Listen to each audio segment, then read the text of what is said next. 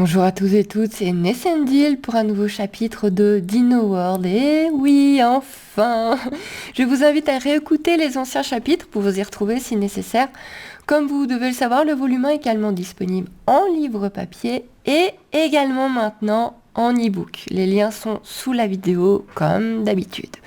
J'espère que cette histoire vous plaira toujours autant. Je suis vraiment touchée par votre amour pour ce texte. J'ai vendu quand même pas mal de volumes papier. Vous le réclamez vraiment beaucoup. Vous êtes déjà en train de demander quand il y aura le 2 en version livre. Pour moi qui écris depuis très très longtemps, avoir une histoire qui plaît enfin vraiment autant, ça touche beaucoup. Je vais essayer de faire la lecture d'un chapitre par semaine, donc ça sera les samedis lecture. Et l'objectif final, bien justement, est de sortir la version papier pour Noël. Un volume par an, à Noël, ce serait cool, non ? Hein ? Moi, je pense. On va partir sur 3 ou 4 volumes, je ne sais pas encore. Techniquement, j'aimerais bien 3, une trilogie. Mais je me connais, j'ai tendance à déborder pas mal, donc c'est possible que j'ai besoin d'un 4e. On verra bien, je vous tiendrai informé au fur et à mesure si vous le désirez. En tout cas, je vous souhaite une très bonne lecture, écoute. Chapitre 3, le poulailler.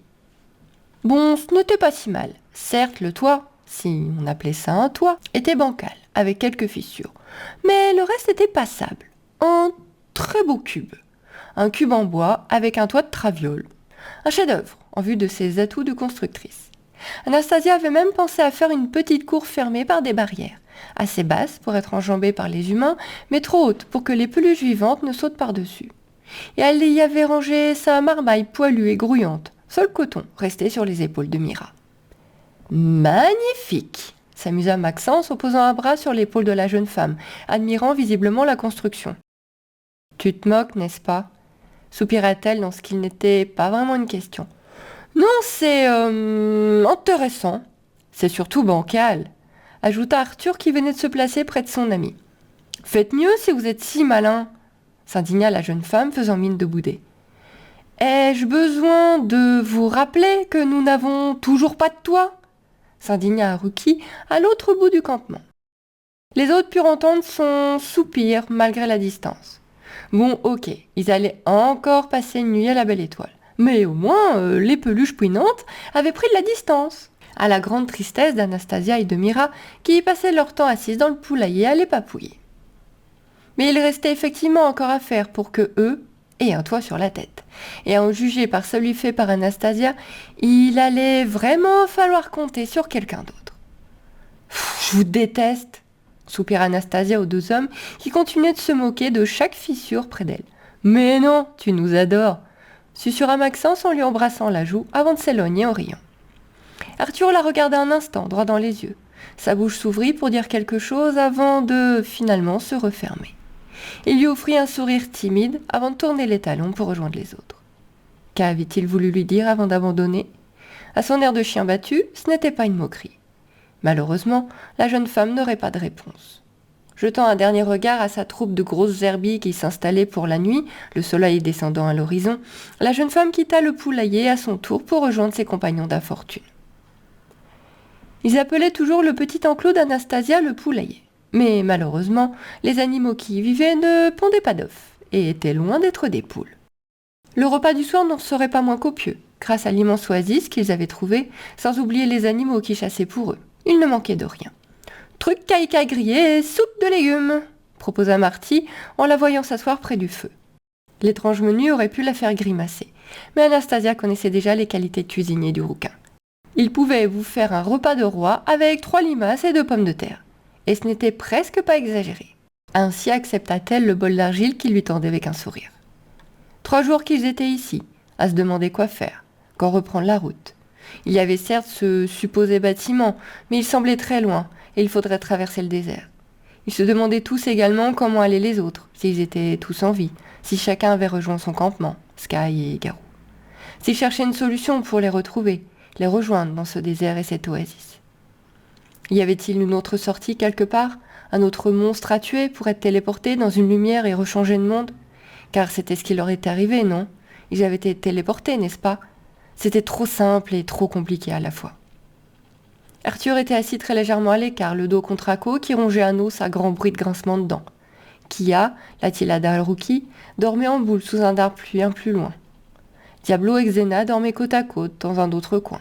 La femelle raptor avait enfin peut-être choisi son mâle, même si, peut-être par dépit, n'étant plus que deux raptors. Marcus, le carnot de Maxence, finissait sa part de viande, prenant visiblement plus son temps que les autres animaux du campement pour savourer son repas. Luna n'était pas là. Elle était partie depuis des heures. Anastasia ne pouvait pas se mentir. Elle s'inquiétait un peu, même si elle savait que la T-Rex ne risquait certainement pas grand-chose. Sa présence la rassurait. Elle se sentait seule sans son énorme dinosaure vert. « Bon, je ne veux pas gâcher le repas, mais demain il va vraiment falloir commencer à construire », prononça Haruki après avoir avalé une bouchée de son bol. « Soit on construit un vrai campement, soit on se casse d'ici. »« Je peux... Non, pas toi, Anastasia. » La jeune femme était vexée, mais la chef des garous, leur chef à présent, poursuivit en l'ignorant littéralement. « On a construit un feu de camp, quelques bols depuis que nous sommes ici. C'est totalement insuffisant. Si une tempête arrive ou je ne sais quoi encore, on aura de gros soucis. »« Bon, très bien. Ô grande chef suprême, je vais m'y coller, » soupira Maxence. « Merci le géniard. Arthur, tu fileras un coup de main, et Hugo et moi masserons des branches pour vous fournir les matériaux nécessaires. Marty a encore trop mal à la jambe pour s'appuyer suffisamment dessus. »« Et moi ?» demanda Anastasia en essayant de ne pas faire sentir son agacement dans sa voix. « Avec Mira, vous irez faire du repérage autour du campement. Voyez s'il y a des animaux intéressants à apprivoiser, de la nourriture que nous n'avions pas encore vue, ou quoi que ce soit qui aurait pu être fait par d'autres êtres humains. Oh, et Anastasia ? Oui ? Si tu apprivoises encore une de ces peluches, j'en fais des moufles. » Cette fois, la dresseuse boudait vraiment. Elle jeta un regard noir à sa supposée chef et décida de l'ignorer pour le reste de la soirée. Hugo ne put s'empêcher de pouffer, tandis que Mira lui donnait un coup de coude. « Oh, toi, couvre ton œuf, hein !» lui lançait Anastasia agacée. « Hé !» Finalement, ce n'était pas totalement faux. Depuis qu'il s'était installé à l'Oasis, Hugo gardait son œuf comme le plus fabuleux des trésors. Bon, un dinosaure volant leur serait utile, très utile. Mais d'ici qu'ils sortent et grandissent assez pour le porter, ils auraient déjà trouvé une sortie. Enfin, ils l'espéraient tous. La soirée passa calmement. Les plats furent terminés jusqu'à la dernière miette, tandis que les humains discutaient, essayant de trouver des sujets de conversation qui ne leur donneraient pas le cafard. Ce qui était loin d'être évident, assis les fesses sur des feuilles de palmier dans un désert perdu, ils ne savaient pas où. Ils se couchèrent tôt, comme à chaque fois, prêts à affronter une nouvelle journée, se levant au premier rayon du soleil. La journée suivante commença comme Haruki l'avait demandé. Après avoir mangé quelques fruits, la troupe se dispersa. Haruki et Hugo à la coupe du bois, Maxence et Arthur essayant ensuite d'en faire quelque chose. Mira chevauchait Diablo et Anastasia avait pris Xena pour aller à la même vitesse qu'elle. Luna n'était pas rentrée de la nuit, et cette fois la jeune femme était vraiment inquiète. Mira avait tenté de la rassurer sans succès. Tendue, les traits tirés, la jeune femme portait son regard tout autour d'elle, cherchant désespérément son enfant perdu. Elle avait apprivoisé sa mère, puis attendu des heures et des heures devant cet œuf avant d'élever ce dinosaure si surprenant. Elle ne pouvait pas le perdre si bêtement. Ils avaient déjà perdu son frère. Ils ne la perdraient pas, elle aussi. Les dunes s'étendaient devant les jeunes femmes et leurs montures. Pas un souffle pour en éparpiller les grains de sable. Ainsi pouvait-elle suivre la piste de la T-Rex. Elle ne s'était pas éloignée beaucoup, mais avait tourné en rond, ou au hasard, à moins qu'elle n'ait senti quelque chose. « On devrait bientôt tomber dessus », prononça Mira pour rassurer son amie. « Oui, elle... La phrase d'Anastasia fut coupée par un hurlement. Un cri profond et terrifiant et surtout humain. Un cri d'homme, en jugé par le son grave. Un cri rapidement couvert par le rugissement d'un T-Rex, que la Rookie connaissait bien. « Merde !» s'exclama la dresseuse avant de demander à sa raptor d'accélérer, allant droit dans la direction des cris. Direction qui n'était pas celle de leur campement.